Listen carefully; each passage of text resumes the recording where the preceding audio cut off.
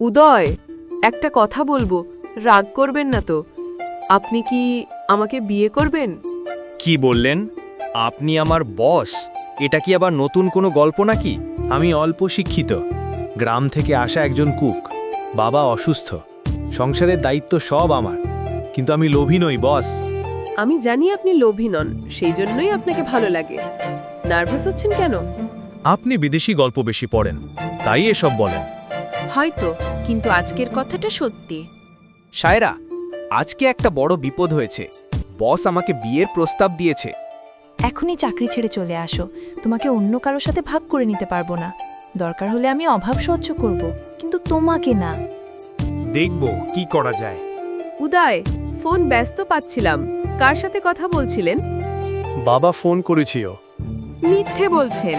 যদি প্রেমিকা না থাকে, দরজা খুলুন। আমি আপনার রুমের সামনে দাঁড়িয়ে আছি। আজকে আমি বসের রুমে ঘুমাবো নাকি? কল্পনা করো, তোমার ছাড়া কোনো নারীর কাছে আমি যেতে পারবো না। তুমি যেদিন বদলে যাবে, সেদিন আমার পৃথিবীটাই ভেঙে যাবে।